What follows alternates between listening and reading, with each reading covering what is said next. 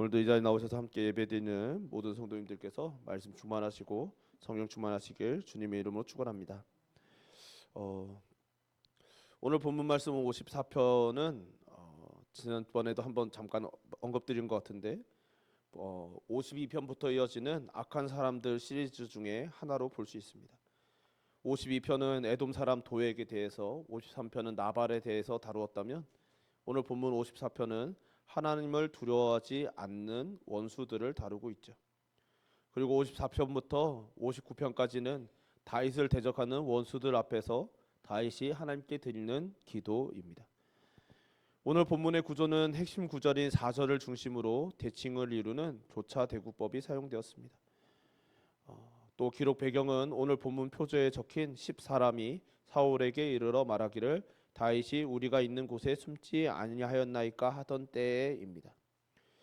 10사람들이 사울에게 다윗의 행방을 알려준 사건은 성경에 사무엘상 23장과 26장 두 번에 걸쳐 기록되어 있죠.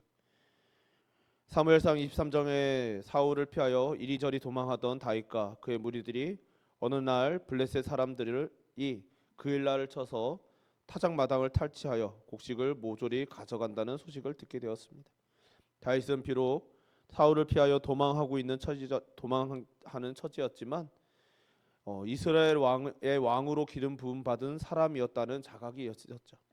그 사명감으로 인하여 다윗은 하나님께 여쭙습니다. 그러자 하나님께서는 가서 블레셋 사람들을 치고 그일라를 구원하라고 말씀하십니다. 이때 다윗과 함께한 사람들은 다 반대합니다. 왜냐하면 그로 인해서 우리가 위험에 처할 것이 너무나 뻔하다는 것이죠. 아마 다윗도 두려웠을 것입니다. 그래서 하나님께 다시 묻습니다. 근데 하나님의 대답은 분명한 것이죠. 그일라를 구원하라는 것입니다. 그래서 그일라를 블레셋의 손에서 구원합니다. 하지만 이어지는 일은 다윗과 부하들이 우려하던 그 일입니다. 사울이 이 소식을 듣고 군대를 거느리고 다윗을 잡으러 온다는 소식이 들려온 것이죠. 이때 다윗은 하나님께 여쭙습니다. 그일라 사람들이 자신을 사울에게 내어줄까요? 하나님께서 대답하시길 너를 넘겨주리라라고 답해 주십니다. 그일라 사람들은 배은망덕하게도 다윗을 넘길 거라는 거죠. 정말 성경을 기록하고 있지 않지만 이때 다윗의 마음은 배신감에 찢겨졌을 것입니다. 결국 다윗은 그일라를 떠나 광야의 요새와 십광야의 산골을 전전해야 했습니다. 그러다가 그가 십광야의 수풀에 숨어 있을 때 이를 알게 된 10사람들이 사울에게 사람을 보내어 다윗이 숨어 있다는 사실을 알리는 장면이 사무엘상 23장 19절입니다. 그때 10사람들이 기브아에 이르러 사울에게 나와 이르되 다윗이 우리와 함께 광야 남쪽 하겔라산 수풀 요새에 숨지 아니하였나이까. 앞서 그일라에서 배신당하였던 다윗은 또 배신당하고 있습니다. 그것도 같은 유대 지파인 10사람들에게요. 다윗이 십광야에 있다는 것을 알게 된 사울은 다윗을 잡으러 군대를 끌고 옵니다. 그리고 또 10사람들의 두 번째 고발은 사무엘상 26장에 나오죠. 다윗이 십광야 앞 하길라 산에 숨었을 때 10사람들은 또다시 사울에게 이 사실을 알려줍니다. 한 번도 아니고 두 번이나 다윗이 속한 유다 지파였던 10사람들이 다윗을 사울의 손에 넘기고 있습니다. 이미 오랫동안 쫓기던 다윗과 일행들은 지쳤을 것이죠. 그런 와중에도 자신은 자기의 백성을 사랑하고 도움의 손길이 필요하다면 궁핍한 중에도 빈궁한 중에도 도움의 손길을 내밀었지만 정작 자신은 그 어떤 도움도 받을 수 없었던 것이죠.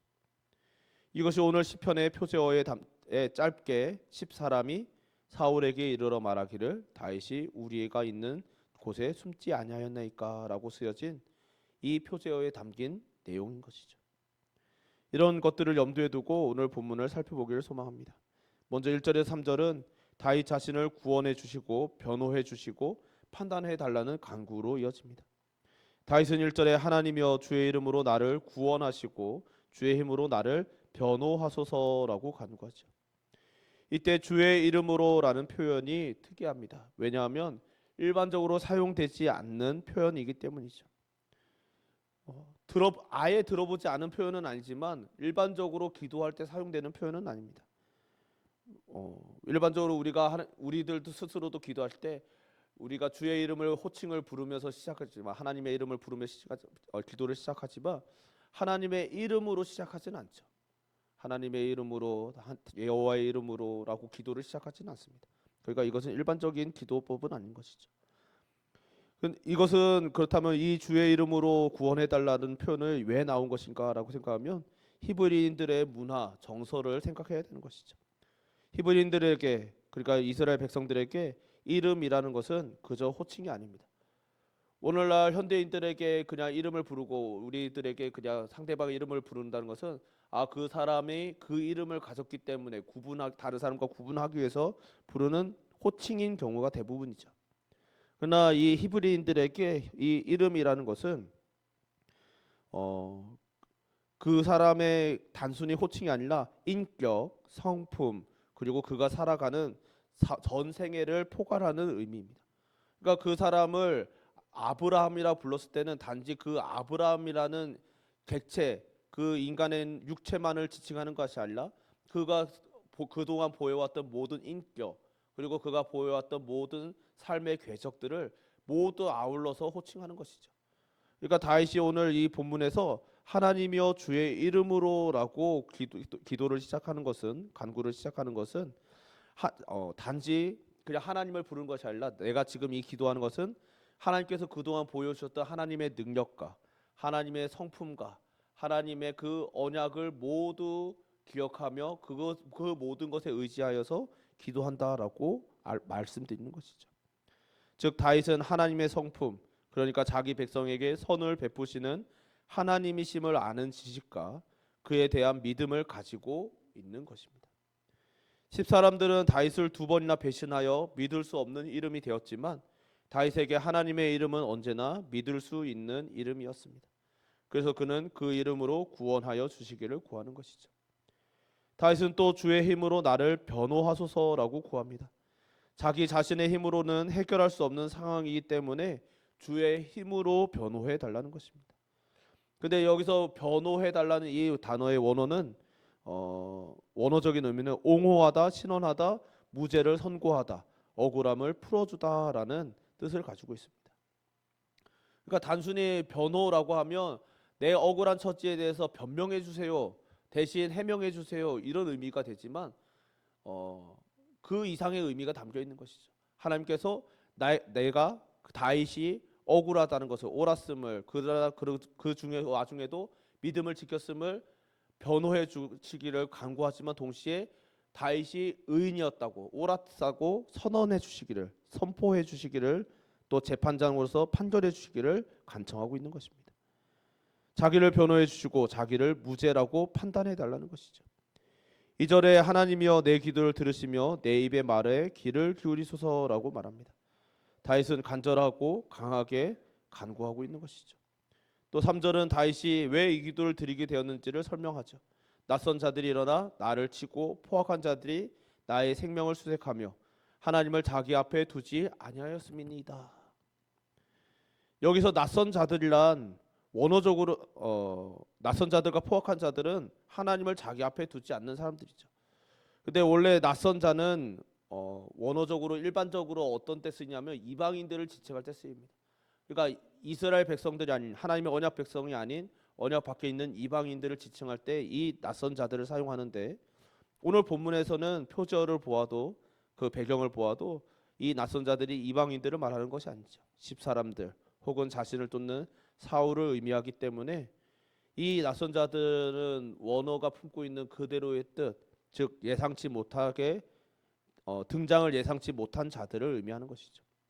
그러니까 다윗의 입장에서는 십사람들의 배신과 그로 인해서 사울이 추격해오는 것을 예상치 못하였다가 그 일을 당하게 된 것입니다.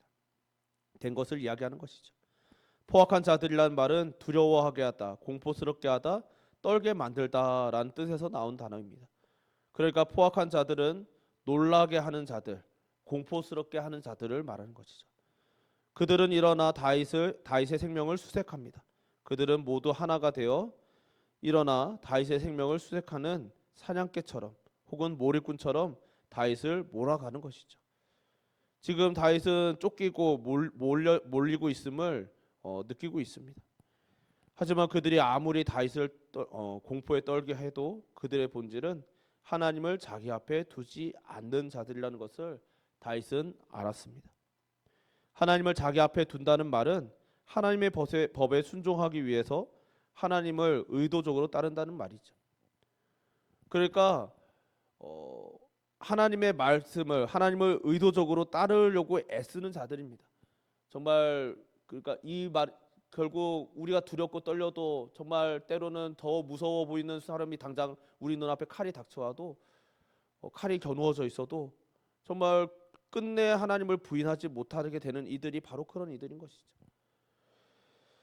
그러나 반대로 하나님을 법을 하나님을 자기 앞에 두지 않는 자들은 하나님을 경외하지 않는 자들인 것입니다. 하나님을 두려워하지도 않고 하나님을 의식하지도 않고 살아가는 자들인 것이죠. 10사람들이 만일 하나님을 사람보다 더 두려워하는 사람이었다면 그들은 결코 다윗의 행방을 사울에게 알려주지 않았을 것이죠. 10사람들 뿐이겠습니까? 수많은 사람들이 정말 같은 믿음의 형제 자매들이라고 믿음의 공동체의 구성원이라고 여겨졌던 이들이 수많은 배교와 배신들을 하는 것을 우리는 보죠. 그런 이들이 왜 그러하겠습니까? 하나님을 자기 앞에 두지 않았기 때문인 것이죠. 하나님이 내 눈앞에 있는 두려운 현실 혹은 사람 혹은 폭력 그 어떤 두려움보다 더 크신 분이라고 믿었다면 두려워 떨면서도 끝내 하나님을 저버릴 수 없었을 터인데 그들은 하나님보다 사람을 더 두려워하였고 또 사람을 더 의식하는 자들이었던 것이죠. 이것은 결국 성도들의 삶에 대한 근본적인 문제입니다. 하나님을 경외함이 내 삶의 신앙의 내 신앙의 여정의 근본적인 근본인지 아니면 사람을 의지하고 사람을 의식하고 사람을 두려워하는 것이 내 신앙의 여정 혹은 내 인생의 근본인지를 우리가 늘 분별해야 하는 것이죠. 참된 신앙은 하나님을 경외함으로 살아가는 것이죠. 정말 그래서 신앙의 인란, 믿음의 사람이란, 믿음의 용사란 정말 결코 두려워 떨지 않는 자, 그냥 늘 담대하게 항상 하나님의 말씀을 선포하는 자들이 아닙니다. 정말 두렵고 떨고 때로는 갈등하지만 그 갈등과 두려움 끝에도 결국 하나님을 선택하는 자들이 바로 신앙인들인 것이죠. 하나님을 경외하는 자들인 것이죠. 내가 두렵고 떨려도 그러나 하나님이 더 크심을 믿기에 두렵고 떨림 중에도 하나님의 손을 붙잡는 자들인 것입니다. 간절히 바라기는 이 자리는 저와 여러분 우리 모두가 우리의 모든 삶의 근원이 여호와를 경외함에 있는 성도님들 되시기를 주님의 이름으로 축원합니다. 4절에서는 분위기가 반전되고 있죠. 핵심 구절이기도 한데 하나님은 나를 돕는 이시며 주께서는 내 생명을 붙들어 주시는 이시니이다 라고 막 고백합니다. 다윗은 앞서 1절에서 3절에 자기가 처한 상황을 놓고 하나님께 간절히 구했습니다. 자신을 구원해 주시고 변호해 달라고요. 근데 4절에서는 더 이상 간구하지 않죠. 다윗은 확신하고 있습니다. 하나님은 나를 돕는 이시라고 선언합니다. 그리고 주께서는 내 생명을 붙들어 주시는 이시라고 선언합니다. 이 선언은 하나님을 향한 다윗의 신뢰를 보여주는 것이죠. 개역제정에 나오지 않지만 이 4절은 원어로는 보라라는 감탄사로 시작됩니다. 그러니까 보라, 하나님은 나를 돕는 이시며 주께서는 내 생명을 붙들어 주시는 이신이다라는 것이죠. 근데 이 보라라는 감탄사는 그냥 직역하면 보라이지만 그 의미를 생각하면 확실하게라고 번역도 가능합니다. 그렇다면 4절은 다윗의 확신을 더욱더 선명하게 드러나는 거죠. 확신하건대 하나님은 나를 돕는 이시며 주께서는 내 생명을 붙들어 주시는 분이 확실하다라는 고백이 됩니다. 그러니까 4절의 다윗은 이 그냥 단순히 고백하는 거 선언하는 것이 아니라 정말 이것이 너무나 확실하여서 이후의 모든 고백의 근간이 되고 있는 것이죠. 그렇다면 다윗은 하나님을 어떻게 생각합니까? 하나님은 나를 돕는 하나님은 나를 돕는 이라고 할 때 이 사용된 이 표현은 돕는 이라는 이 표현은 군사 동맹을 의미합니다. 그러니까 외교적인 용어로서 군사 동맹을 의미하는 것이죠. 그러니까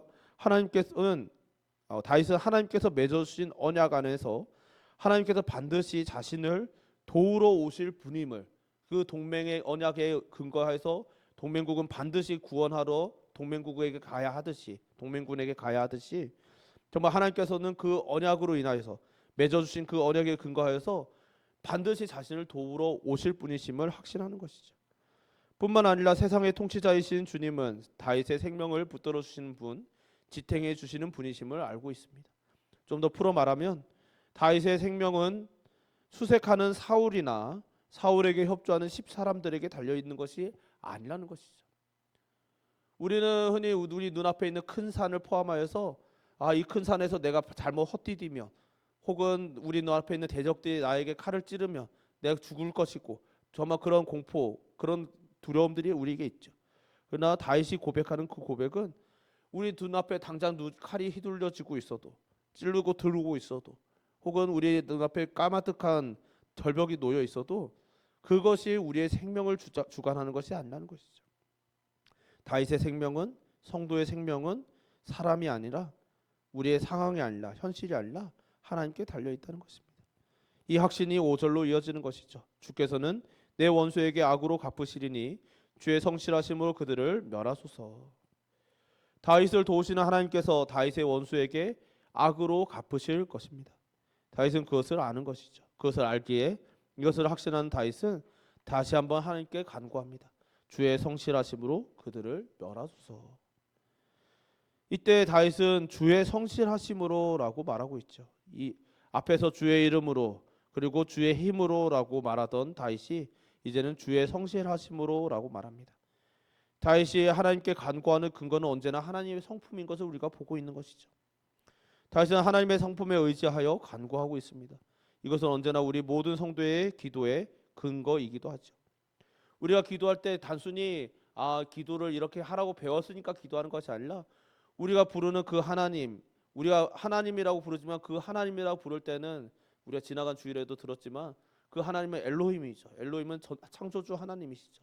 전지전능하신 능력의 하나님을 부르면서 우리가 단순히 기도할 때 하나님 아버지라 부르는 건 능력의 하나님, 능력이 있으신 그 하나님 아버지께서 하나님께서 나의 아버지시라고 고백하면서 기도하는 것이죠.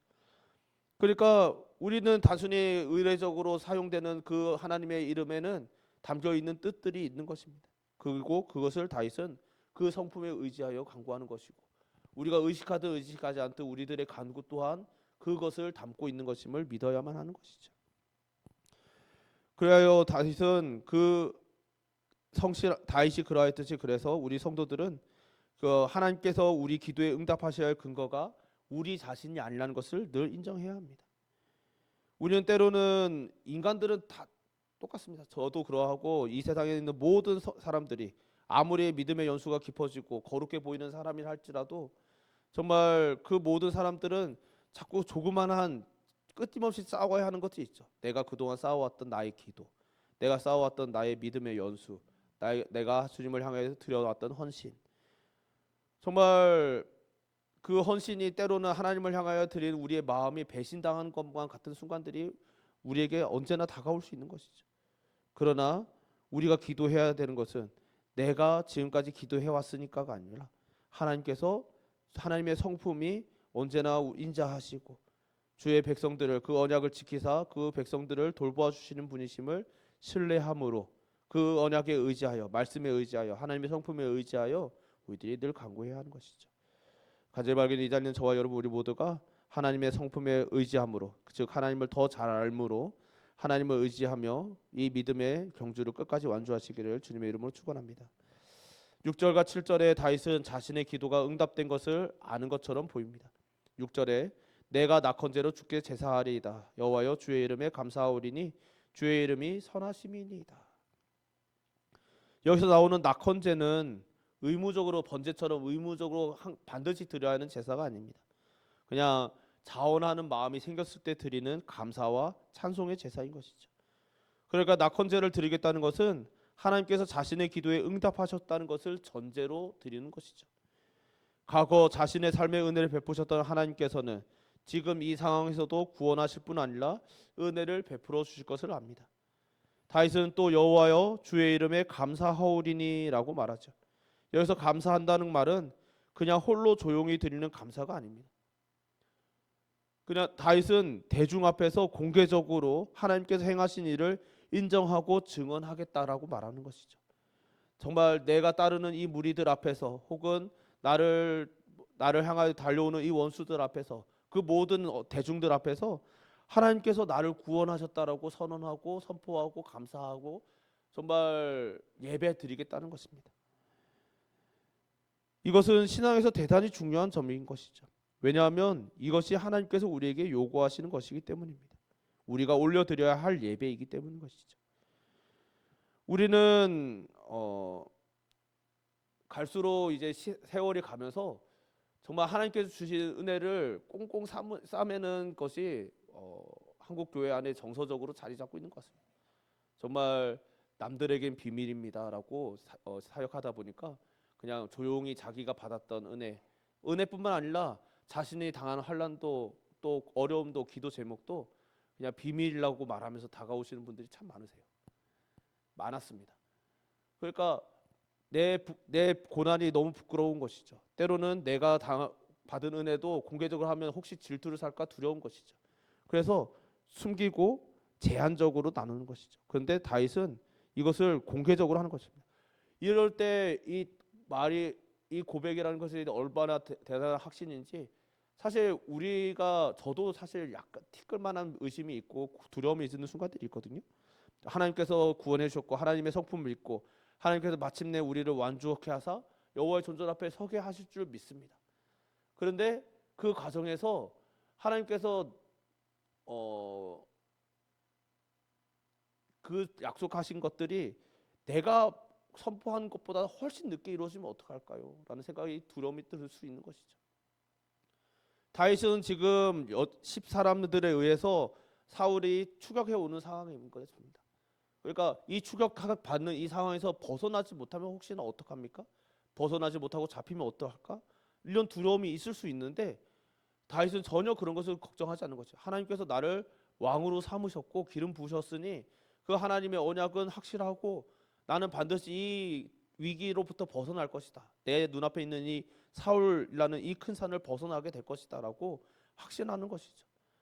그러니까 이것이 절대로 하나님께서 그 약속을 내 마음엔 여전히 두려운 감정이 있다 할지라도 하나님의 언약은 분명히 엄정하게 이루어질 것임을 믿기 때문에 공개적으로 모든 사람들 앞에서 심지어 원수들 앞에서까지 선포하고 공개적으로 감사하겠다는 거예요.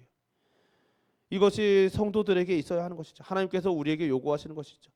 정말 이 다윗의 고백이 성경 곳곳에서 이런 고백의 마음으로 나오는 믿음의 예배의 역사들이 곳곳에 있죠. 예를 들면 히스기야 때 있었던 일이 있지 않습니까? 정말 히스기야 때는지 갑자기 헷갈리는데 어쨌든 적의 대군이 공격해 올 때 정말 객관적으로 이길 방법이 없을 때 하나님께 약속함을 받고 그들이 믿음으로 찬양대를 앞세워서 전진할 때 하나님께서 믿음의 역사를 이루신 때가 있는 것이죠. 아직 그들 눈앞에 적이 물리쳐진 것이 소식이 들리지도 않았습니다. 그 찬양대를 앞서가다가 적을 혹시나 마주치면 그 찬양대는 몰살 당하는 거예요. 근데 그런데도 찬양대를 앞세우고 달려가고 있는 것이죠. 찬양하면서요, 예배하면서. 정말 그런 하나님께서는 우리 믿음의 사람들에게 그런 것을 요구하시는 것이죠. 공개적으로 내가 너희들에게 약속하고 언약을 맺은 내가 너희들과 함께 할 것임을 믿음으로 그 믿음을 너희들이 공개적으로 예배하고 감사하고 찬양하고 고백하여라. 숨기지 마라. 그래서 너희 세상 사람들이 이방인들이 저 하나님의 앞에 두지 않는 자들이 하나님께서 살아계시는 하나님이심을 알게 해라라는 것이 바로 하나님께서 우리에게 요구하시는 것이죠. 간절하게는 이 자리는 저와 여러분 우리 모두가 이러한 감사가 넘치는 교회 되시고 성도님들 되셔서 하나님께 영광 돌리는 믿음의 여정 되시기를 주님의 이름으로 축원합니다. 또 잘 알려진 시편인 100편을 보면 이렇게 고백하죠. 온 땅이여 하나님께 여호와께 즐거운 찬송을 부를지어다. 기쁨으로 여호와를 섬기며 노래하면서 그의 앞에 나아갈지어다. 여호와가 우리 하나님이신 줄 너희는 알지어다. 그는 우리를 지으신 이이시오. 우리는 그의 것이니 그의 백성이요 그의 기르시는 양이로다. 감사함으로 그의 문에 들어가며 찬송함으로 그의 궁정에 들어가서 그의 감사하며 그의 이름을 송축할지어다. 여호와는 선하시니 그의 인자하심이 영원하고 그의 성실하심이 대대에 이르리로다. 정말 여기서도 시편 기자가 찬양하고 고백 감사하는 것은 하나님의 선하심인 것이죠. 우리의 기도가 하나님의 선하심을 신뢰하며 하나님은 선하사 모든 것을 합력하여 선을 이루심을 늘 믿으시기를 다시 한번 주님의 이름으로 축원합니다. 여기서 한 가지 주목해야 할 것은 다윗이 이 시편에서 하나님에 대해 한 성호를 세 가지로 사용하고 있다는 것이죠. 처음 1절에 3절에서는 엘로힘이라는 성호를 사용합니다. 이것은 만물의 창조주 하나님의 신성을 강조하는 이름이죠. 그러다가 4절에서는 주께서는이라고 말하는데 이것은 아도나이라는 단어입니다. 이것은 나의 주라는 의미죠. 세상의 주제, 통치자이신 하나님을 표현하는 말입니다. 그리고 6절에서는 여호와라는 이름을 사용합니다. 여호와는 하나님께서 자기 백성에게 주신 인격적이고 언약적인 이름이죠. 하나님께서 당신의 언약 백성을 향하여 직접 계시하여 주신 이름입니다. 다윗이 6절에서 여호와여 주의 이름에 감사하오리니 주의 이름이 선하심이니다라고 할 때 그 이름은 언약의 이름, 약속이 담긴 이름, 인격적 관계 속에서 부를 수 있는 이름인 여호와를 의미하는 것이죠. 그리고 7절 마지막 7절에 참으로 주께서는 모든 환난에서 나를 건지시고 내 원수가 보응받는 것을 내 눈이 똑똑히 보게 하셨나이다. 여기서 다윗이 하는 것은 무엇입니까? 그는 감사의 구체적인 이유를 언급합니다. 그것은 모든 환난에서 자신을 건져 주셨기 때문이죠. 모든 환난은 모든 위기의 모든 국면을 말하는 것이고 지금 다윗이 처해 있는 위기의 순간을 포함하여서 막 포함하고 있는 것이죠. 근데 여기서 놀라운 것은 다윗이 과거형으로 사용하고 있습니다. 정말 10사람들의 고발에 의해서 쫓기고 있는 그 순간에 지금 그 당면에 있는 자기 눈앞에 있는 이 현실적인 위협이 과거로 이미 돌아가고 있는 거예요. 과거의 사건을 해석하는 것처럼 고백하고 있는 것입니다. 이것은 이 히브리 문법상 확신을 표시하는 완료형으로서 예언적인 완료, 예언적인 결과를 기대하는 완료형이라고 합니다. 즉 다윗은 자기가 앞에서 간구한 내용에 대하여 하나님께서 완전히 들으시고 응답하사 자신을 위기에서 건져주실 것을 확신하고 있는 것이죠. 그래서 낙헌제를 드리고 감사하겠다고 말하는 것입니다. 다윗이 하나님을 향하여 가지고 있는 신뢰와 확신에 대한 놀라운 표현인 것이죠. 그래서 결국은 어떻게 됩니까? 다윗의 기도는 응답되었을까요? 사무엘상 23장 27절에서 29절을 제가 봉독해 드리겠습니다. 전령이 사울에게 와서 이르되 급히 오소서 블레셋 사람들이 땅을 침노하나이다. 이에 사울이 다윗 뒤쫓기를 그치고 돌아와 블레셋 사람들을 치러 갔으므로 그곳을 셀라 하마 느곳이라 칭하니라. 다윗이 거기서 올라가서 엔게디 요새에 머무니라. 아멘. 하나님께서는 다윗의 간구를 따라 응답하셨습니다. 그의 확신대로 일하셨습니다. 우리 인생에도 동일한 것이죠. 하지만 중요한 것은 언제 응답하셨다는 것이 아님을 우리가 늘 기억해야 하는 것이죠. 하나님께서는 하나님의 선하신 뜻대로 하나님의 이름을 위하여 하나님의 백성들에게 역사하십니다. 문제는 우리가 하나님을 신뢰하는가인 것이죠. 우리는 모든 배신당하는 배신의 배신이 연속되는 상황 속에서도 우리를 결코 배신하지 않으시는 그분을 알고 또 그분을 믿는지가 매우 중요한 문제인 것이죠. 다윗은 인생 속에서 수없이 많은 배신을 겪으며 살아갔던 사람입니다. 그의 생애는 어쩌면 배신의 연속인 생애라고도 할 수 있는 것이죠. 그 속에서 여러분 배신을 당한다는 것은 참 사람으로 하여금 망가질 수밖에 없는 일이거든요. 저도 개인적인 경험으로 그 배신들을 경험하였을 때 참 큰 충격을 받았던 기억이 납니다. 근데 그것이 한두 번도 아니고 인생에서 계속 반복된다면 사람은 망가질 수밖에 없는 것이죠. 그런데 다윗은 끝까지 망가지지 않은 것을 우리는 보지 않습니까? 끝까지 그는 믿음의 사람으로 죽었습니다. 예배자로 죽었습니다. 그것이 어떻게 가능합니까? 그것은 하나님을 신뢰하였기에 가능한 것이죠. 다윗이 했던 그 모든 일 중에 가장 뛰어난 일은 바로 이것이죠. 하나님을 신뢰하는 것. 그가 남겼던 수많은 시편들이 대단한 것이 아니고 그가 거두었던 수많은 승리가 대단한 것이 아니고 그가 성전 건축을 위하여 모았던 수많은 헌물들이 대단한 것이 아니라 그가 하나님 신뢰하였던 것이 그의 생애에서 가장 귀하고 복되고 가장 큰 일인 것이죠. 이 시점에서 또한 우리는 예수님을 생각해야 하는 것이죠. 우리 예수님께서도 이 땅에 오셨고 이 땅에 오셨을 때 여러분 이 땅이 하나님의 세상이 아닙니까? 이 세상에 아무리 타락하여서 범죄하고 하나님을 대적하는 반역의 땅이라 할지라도 하나님의 땅입니다. 즉 예수님께서는 자신의 땅에 오셨습니다. 온 세상의 왕으로 오셨지만 거절당하시고 배신당하셨죠. 제자에게도 배신당하셔 팔리셨고 호산나 찬송하리로다라고 찬송하던 군중들로부터 배신과 버림을 당하셨습니다. 심지어 십자가상에서 엘리 엘리 라마 사박다니라고 나의 하나님 어찌하여 나를 버리셨나이까 절규하시며 하나님의 하나님의 버림을 실제로 당하기까지 하셨습니다. 그럼에도 불구하고 우리 주 예수님을 지켜주었던 것은 죽기까지 복종하심으로 나아갈 수 있었던 그 성부 하나님에 대한 신뢰이며 사랑이었던 것이죠. 우리 주님께서 모범을 보이셨던 그 신뢰를, 그 믿음, 신뢰와 사랑을 우리가 붙잡는다면, 정말 우리가 멸망 직전이라 할지라도 하나님의 선하심을 붙잡을 수 있다면, 그 하나님을 신뢰할 수 있다면 하나님께서는 우리의 마음을 지켜주실 것입니다. 그리고 우리가 어떤 인생을 살든지 우리는 망가지는 대신 도리어 선하신 하나님의 성품을 우리 삶을 통하여 드러나며 우리는 하나님을 닮아가는 삶을 살게 되는 것이죠. 간절히 바라기는 이 자리는 저와 여러분 우리 모두가 우리를 지키시고 이끄시는 선하신 하나님을 신뢰하시며 더 깊이 알아가심으로 경건한 성도로 살아가시는 성도님들 되시기를 주님의 이름으로 축원합니다. 우리 찬양 한 곡 같이 부르고 기도했으면 좋겠습니다. 하나님은 너를 지키시는 자, 우리 함께 찬양합시다.